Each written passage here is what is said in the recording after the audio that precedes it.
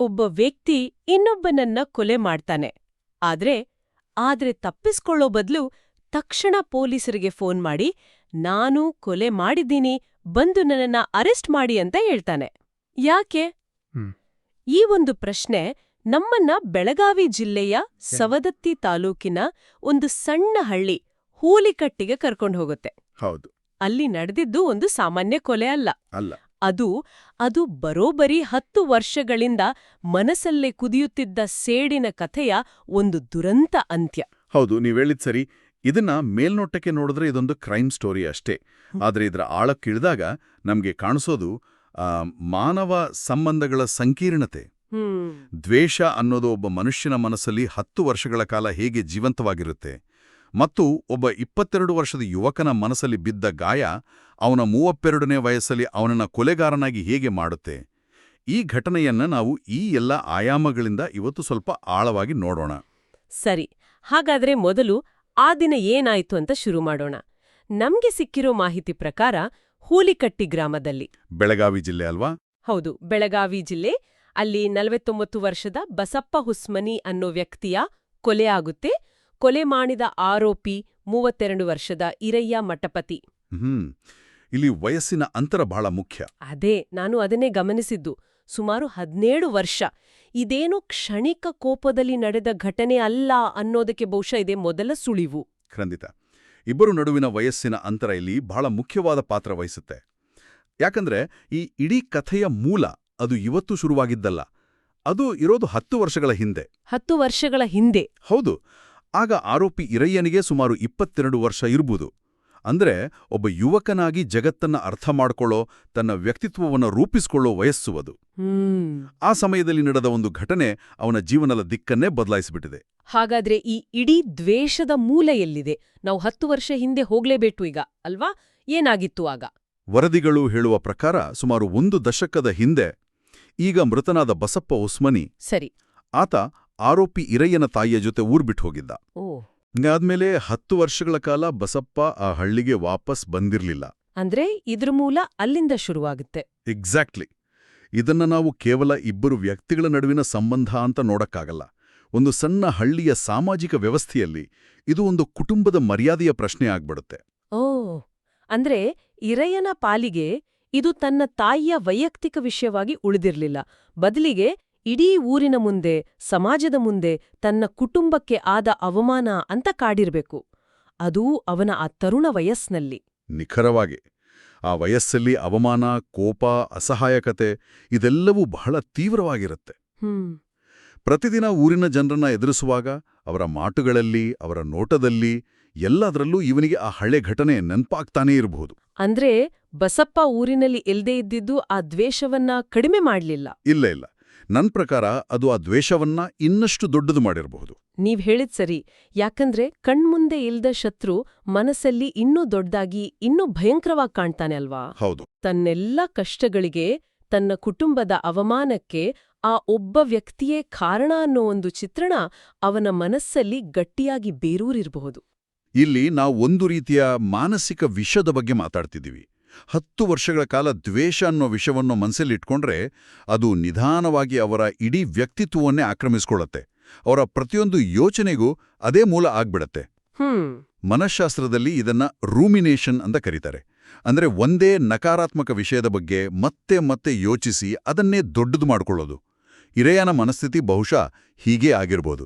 ಸೇಡು ತೀರಿಸ್ಕೊಳ್ಳೋದೇ ಅವನ ಜೀವನದ ಒಂದು ಗುರಿಯಾಗಿ ಬದಲಾಗಿರಬಹುದು. ಅಂದ್ರೆ 10 ವರ್ಷಗಳಿಂದ ಅವನು ಇದೇ ಕ್ಷಣಕ್ಕಾಗಿ ಕಾಯ್ತಿದ್ನಾ?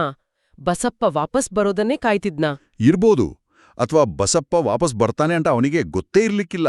ಆದರೆ 10 ವರ್ಷಗಳ ನಂತರ ಬಸಪ್ಪ ಇದ್ದಕ್ಕಿದ್ದಂತೆ ಊರಿಗೆ ವಾಪಸ್ ಬಂದಾಗ ಅದು ಒಂದು ಟ್ರಿಗರ್ ಪಾಯಿಂಟ್ ಆಯ್ತು. ಕರೆಕ್ಟ್. ಅದೊಂದು ಟ್ರಿಗರ್ ಆಗಿ ಕೆಲಸ ಮಾಡಿದೆ. ಇಷ್ಟು ವರ್ಷಗಳಿಂದ ಅದುಮಿಟ್ಟಿದ್ದ ಕೋಪ, ಅವಮಾನ, ಸೇಡಿನ ಭಾವನೆಗಳೆಲ್ಲ ಒಮ್ಮೆಲೆ ಸ್ಫೋಟಗೊಂಡಿವೆ. ಅವನ ದೃಷ್ಟಿಯಲ್ಲಿ 10 ವರ್ಷಗಳಿಂದ ಕಾಯ್ತಿದ್ದ ನ್ಯಾಯ ಒದಗಿಸೋ ಅವಕಾಶ ಈಗ ಸಿಕ್ಕಿದೆ ಅಂತ ಅನ್ಸಿರ್ಬೋದು. ಆ ಸ್ಫೋಟವೇ ಕೊಲೆಯಲ್ಲಿ ಅಂತ್ಯಗೊಂಡಿತು. ಆದರೆ ಕಥೆಯಲ್ಲಿ ಅಸಲಿ ಟ್ವಿಸ್ಟ್ ಇರೋದೇ ಕೊಲೆ ಆದ ಮೇಲೆ. ಇದು ಕೇಳಿ ನನಗಂತೂ ಆಶ್ಚರ್ಯ ಆಯ್ತು. ಹೌದು. ಆರೋಪಿ ಮಾಡಿದ್ದೇನು ಗೊತ್ತಾ? ಅವನೇ ಪೊಲೀಸರಿಗೆ ಕಾಲ್ ಮಾಡಿದಾನೆ. ಇದು ಎಂಥ ವಿಚಿತ್ರ ನಡವಳಿಕೆ. ಹೌದು, ಇದು ಬಹಳ ಅಸಾಮಾನ್ಯ. ಅಪರಾಧ ಮಾಡಿದ್ಮೇಲೆ ಸಾಮಾನ್ಯವಾಗಿ ತಪ್ಪಿಸ್ಕೊಳಕ್ ನೋಡ್ತಾರೆ. ಅಥವಾ ಸಾಕ್ಷ್ಯ ನಾಶ ಮಾಡ್ತಾರೆ. ಹೌದು, ಸಾಕ್ಷ್ಯ ನಾಶ ಮಾಡೋಕ್ ಪ್ರಯತ್ನ ಮಾಡ್ತಾರೆ. ಆದ್ರೆ ಇಲ್ಲಿ ಆರೋಪಿಯೇ ಪೊಲೀಸರನ್ನ ಕರೀತಿದ್ದಾನೆ. ಇದು ನಮ್ಮ ಚರ್ಚೆಯ ಆರಂಭದ ಪ್ರಶ್ನೆಗೆ ನಮ್ಮನ್ನ ವಾಪಸ್ ಕರ್ಕೊಂಡ್ ಬರುತ್ತೆ. ಯಾಕೆ ಪೊಲೀಸರಿಗೆ ತಾನೇ ಕಾಲ್ ಮಾಡಿದಾನೆ ಅಂದ್ರೆ ಅವನಿಗೆ ತಾನ್ ಮಾಡಿದ್ದು ತಪ್ಪು ಅಂತ ಪಶ್ಚಾತ್ತಾಪ ಆಗಿರ್ಬೋದಾ? ಆ ಕ್ಷಣದ ಆವೇಶದಲ್ಲಿ ಕೊಲೆ ಮಾಡಿ ಆಮೇಲೆ ಅಯ್ಯೋ ಏನ್ ಮಾಡ್ಬಿಟ್ಟೆ ಅಂತ ಅನ್ಸಿ ಶರಣಾಗೋಕೆ ನಿರ್ಧರಿಸಿರ್ಬೋದಾ? ಅದೊಂದು ಸಾಧ್ಯತೆ. ಸಾಮಾನ್ಯವಾಗಿ ನಾವು ಹಾಗೆ ಅಂದ್ಕೊಳ್ತೇವೆ. ಆದ್ರೆ ಇಲ್ಲಿ ಇನ್ನೊಂದು ಆಯಾಮ ಇದೆ. ಅದೇನು? ಇದು ಪಶ್ಚಾತ್ತಾಪಕ್ಕಿಂತ ಹೆಚ್ಚಾಗಿ ನನ್ನ ಕೆಲ್ಸ ಮುಗೀತು ಅನ್ನೋ ಒಂದು ರೀತಿಯ ಸಮಾಧಾನ, ಒಂದು ಕ್ಲೋಜರ್ ನ ಭಾವನೆ ಇರ್ಬೋದ. ಅವನ ದೃಷ್ಟಿಯಲ್ಲಿ ಅದು ಒಂದು ಅಪರಾಧಕ್ಕಿಂತ ಹೆಚ್ಚಾಗಿ ಒಂದು ಕರ್ತವ್ಯ ಪಾಲನೆ. ಕರ್ತವ್ಯ ಅಂದ್ರೆ ಒಂದು ಭಾರ ಇಳಿಸಿದ ಹಾಗೆ. ಕಾನೂನಿನ ಶಿಕ್ಷೆಗಿಂತ ಅವನಿಗೆ ಆ ಸೇಡು ತೀರಿಸ್ಕೊಳ್ಳೋದೇ ದೊಡ್ಡದಾಗಿತ್ತಾ? ಬಹುಶಃ ಹೌದು. ನಾನು ಮಾಡ್ಬೇಕಾಗಿದ್ದನ್ನ ಮಾಡಿದ್ದೇನೆ, ನನ್ನ ಕುಟುಂಬದ ಮರ್ಯಾದೆ ಉಳಿಸಿದ್ದೇನೆ, ಈಗ ಇದರ ಪರಿಣಾಮಗಳನ್ನ ಎದುರಿಸೋಕೆ ನಾನು ಸಿದ್ಧ ಅನ್ನೋ ಮನಸ್ಥಿತಿಯದು. ಆತನೇ ಪೊಲೀಸರಿಗೆ ಕರೆ ಮಾಡಿದಾನೆ ಅಂದ್ರೆ ಆತ ಓಡಿಹೋಗೋ ಯಾವುದೇ ಯೋಜನೆ ಹೊಂದಿರಲಿಲ್ಲ. ತನ್ನ ಕೃತ್ಯದ ಬಗ್ಗೆ ಅವನಿಗೆ ಯಾವುದೇ ಗೊಂದಲವಿರಲಿಲ್ಲ ಮತ್ತು ಅದರ ನಂತರದ ಕಾನೂನು ಪ್ರಕ್ರಿಯೆಯನ್ನು ಎದುರಿಸೋಕೆ ಆತ ಮಾನಸಿಕವಾಗಿ ಸಿದ್ಧನಾಗಿದ್ದ ಅನ್ನೋದನ್ನ ಇದು ತೋರಿಸುತ್ತೆ. ಅಂದ್ರೆ ಅವನದೇ ಆದ ಒಂದು ನ್ಯಾಯದ ಕಲ್ಪನೆಯಲ್ಲಿ ಅವನು ಮಾಡಿದ್ದು ಸರಿ. ಅವನ ವೈಯಕ್ತಿಕ ದೃಷ್ಟಿಕೋನದಲ್ಲಿ ಹೌದು, ಅದು ಒಂದು ನ್ಯಾಯಸ್ಥಾಪನೆ. ಆದರೆ ಇದು ಕಾನೂನಿನ ದೃಷ್ಟಿಕೋನ ಅಲ್ಲ. ಇದು ನಿಜಕ್ಕೂ ಸಂಕೀರ್ಣವಾದ ಮನಸ್ಥಿತಿ. ಒಂದು ಕಡೆ ಕಾನೂನು ಮುರಿದಿದ್ದೇನೆ ಅನ್ನೋ ಅರಿವಿದೆ, ಅದಕ್ಕೆ ಪೊಲೀಸರಿಗೆ ಕರೆ ಮಾಡ್ತಾನೆ. ಇನ್ನೊಂದು ಕಡೆ ತಾನು ಮಾಡಿದ್ದು ಸರಿ ಅನ್ನೋ ನಂಬಿಕೆಯೂ ಇದೆ. ಹೌದು, ಗೊಂದಲಕ್ಕಿಂತ ಹೆಚ್ಚಾಗಿ ಒಂದು ರೀತಿಯ ಸ್ವೀಕಾರ ಇರ್ಬೋದು. ಅವನ ಪ್ರಕಾರ ಬಸಪ್ಪನಿಗೆ ಶಿಕ್ಷೆ ಆಗ್ಲೇಬೇಕಿತ್ತು. ಸಮಾಜ ಅಥವಾ ಕಾನೂನು ಆ ಶಿಕ್ಷೆಯನ್ನ ಕೊಡ್ಲಿಲ್ಲ. ಹಾಗಾಗಿ ತಾನೇ ಆ ಕೆಲ್ಸ ಮಾಡ್ದೆ ಅಂತ. ಹೌದು, ಅಂಥ ಸಮರ್ಥನೆ ಅವನ ಮನಸ್ಸಲ್ಲಿರ್ಬೋದು. ಆ ಕೆಲಸ ಮಾಡಿದ್ಮೇಲೆ ಕಾನೂನಿನ ಪ್ರಕಾರ ತನಗೆ ಸಿಗ್ಬೇಕಾದ ಶಿಕ್ಷೆಯನ್ನ ಒಪ್ಪಿಕೊಳ್ಳೋಕೆ ಅವನು ಸಿದ್ಧನಾಗಿದ್ದ. ಇದು ಒಂದು ರೀತಿಯಲ್ಲಿ ಅವನದೇ ಆದ ಒಂದು ನ್ಯಾಯ ವ್ಯವಸ್ಥೆಯನ್ನ ಅವನು ಸೃಷ್ಟಿಸ್ಕೊಂಡ ಹಾಗೆ. ಆತನೇ ಪೊಲೀಸರಿಗೆ ಕಾಲ್ ಮಾಡಿದ್ದು ತನಿಖೆಯ ದೃಷ್ಟಿಯಿಂದಲೂ ಪೊಲೀಸರಿಗೆ ಒಂದು ಸವಾಲಾಗಿರಬಹುದು. ಸದ್ಯಕ್ಕೆ ತನಿಖೆ ಯಾವ ಹಂತದಲ್ಲಿದೆ? ಅವರು ಇದನ್ನೆಲ್ಲ ಹೇಗೆ ನೋಡ್ತಿದ್ದಾರೆ? ಮೂಲಗಳಲ್ಲಿನ ಮಾಹಿತಿ ಪ್ರಕಾರ ಸವದತ್ತಿ ಪೊಲೀಸ್ ಠಾಣೆಯಲ್ಲಿ ಕೊಲೆ ಪ್ರಕರಣ ಅಂದ್ರೆ FIR ದಾಖಲಾಗಿದೆ. ಆರೋಪಿ ಇರಯ್ಯ ಮಠಪತಿ ಸದ್ಯ ಪೊಲೀಸ್ ಕಸ್ಟಡಿಯಲ್ಲಿದ್ದಾನೆ. ಸರಿ. ಪೊಲೀಸರು ಈಗ ಸಾಕ್ಷ್ಯ ಸಂಗ್ರಹ ಮಾಡ್ತಿದ್ದಾರೆ. ಕೊಲೆಗೆ ಬಳಸಿದ ಆಯುಧ, ಪ್ರತ್ಯಕ್ಷದರ್ಶಿಗಳು ಯಾರಾದ್ರಿದ್ರೆ ಅವರ ಹೇಳಿಕೆಗಳು ಮತ್ತು ಮುಖ್ಯವಾಗಿ ಕೊಲೆಯ ಹಿಂದಿನ ಉದ್ದೇಶವನ್ನ ದೃಢಪಡಿಸೋಕೆ. 10 ವರ್ಷಗಳ ಹಿಂದಿನ ಘಟನೆಯ ಬಗ್ಗೆಯೂ ಮಾಹಿತಿ ಕಲೆ ಹಾಕ್ತಿದ್ದಾರೆ. ಖಂಡಿತ.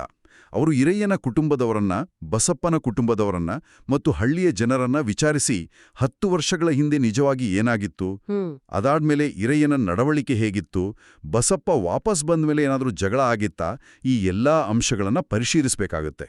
ಅಂದ್ರೆ ಆರೋಪಿಯ ತಪ್ಪೊಪ್ಪಿಗೆ ಇದ್ರೂ ಸಹ ಅದನ್ನ ನ್ಯಾಯಾಲಯದಲ್ಲಿ ಸಾಬೀತುಪಡಿಸಲು ಈ ಪೂರಕ ಸಾಕ್ಷ್ಯಗಳೆಲ್ಲ ಬೇಕೇ ಬೇಕು.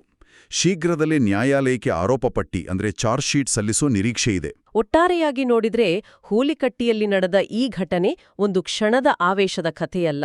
ಇದು 10 ವರ್ಷಗಳ ಕಾಲ ಒಬ್ಬ ಯುವಕನ ಮನಸ್ಸಲ್ಲಿ ಕುದಿಯುತ್ತಿದ್ದ ಸೇಡು, ಅವಮಾನ ಮತ್ತು ಕೋಪದ ಒಂದು ದುರಂತಾಂತ್ಯ. ಹೌದು. ಇಲ್ಲಿ ಸಂಬಂಧಗಳೂ ವಿಫಲವಾಗಿವೆ, ಸಂವಹನಕ್ಕೆ ಜಾಗವೇ ಇರ್ಲಿಲ್ಲ. ಎಲ್ಲಕ್ಕಿಂತ ಹೆಚ್ಚಾಗಿ ಒಬ್ಬ ವ್ಯಕ್ತಿಯ ಇಡೀ ಜೀವನವೇ ಒಂದು ದ್ವೇಷದ ಸುತ್ತ ಹಾಳಾಗಬಹುದು ಅನ್ನೋದಕ್ಕೆ ಇದೊಂದು ಉದಾಹರಣೆ ಅನ್ಸುತ್ತೆ. ಹೌದು. ಮತ್ತು ಇಲ್ಲಿ ಒಂದು ಪ್ರಮುಖ ನೀತಿಯನ್ನ ನಾವು ಮರಿಬಾರದು. ಹಳೆಯ ವೈಷಮ್ಯ ಅಥವಾ ಕೋಪದಿಂದ ಹಿಂಸೆಯ ದಾರಿ ಹಿಡಿಯೋದು ಅದು ಯಾವುದೇ ಸಮಸ್ಯೆಗೆ ಪರಿಹಾರ ಅಲ್ಲ. ಖಂಡಿತ ಅಲ್ಲ. ಕಾನೂನನ್ನ ಕೈಗೆತ್ಕೊಳ್ಳೋದು ಸಮಾಜವನ್ನೇ ಅಪಾಯಕ್ಕೆ ದೂಡುತ್ತೆ. ಯಾವುದೇ ವ್ಯಕ್ತಿಗೆ ಅನ್ಯಾಯವಾದಾಗ ಅದನ್ನ ಸರಿಪಡಿಸೋಕೆ ಕಾನೂನಿನ ದಾರಿಗಳಿವೆ. ಭಾವಾವೇಶದಲ್ಲಿ ತೆಗೆದುಕೊಳ್ಳೋ ನಿರ್ಧಾರಗಳು ಇಡೀ ಜೀವನವನ್ನೇ ನಾಶ ಮಾಡಬಲ್ಲವೋ ಅನ್ನೋದಕ್ಕೆ ಈ ಘಟನೆಯೇ ಸಾಕ್ಷಿ. ನಿಜ. ಇರಯ್ಯನಿಗೆ ಈಗ 32 ವರ್ಷ. ಅವನ ಜೀವನದ ಬಹುಪಾಲು ಸಮಯವನ್ನ ಆತ ಬಹುಶಃ ಜೈಲಲ್ಲೇ ಕಳೆಯಬೇಕಾಗಬಹುದು. ಮೃತ ಬಸಪಲ ಜೀವಂತೂ ಹೋಯಿತು. ಒಂದು ದಶಕದ ಹಿಂದಿನ ಒಂದು ಘಟನೆ 2 ಕುಟುಂಬಗಳನ್ನ ಮತ್ತು ಹಲವು ಜೀವಗಳನ್ನ ಶಾಶ್ವತವಾಗಿ ಬದಲಾಯಿಸ್ಬಿಟ್ಟಿದೆ. ಸೇಡಿನಿಂದ ಏನನ್ನೂ ಸಾಧಿಸೋಕ್ಕಾಗಲ್ಲ.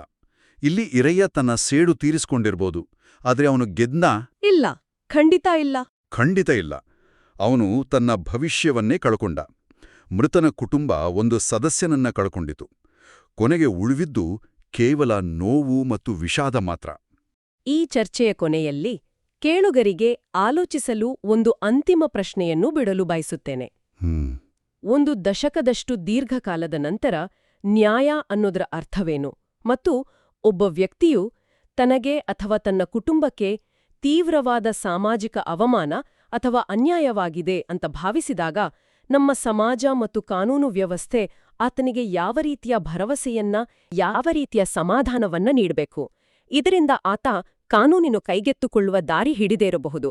ಇದು ನಾವು ಗಂಭೀರವಾಗಿ ಚಿಂತಿಸಬೇಕಾದ ವಿಷಯ.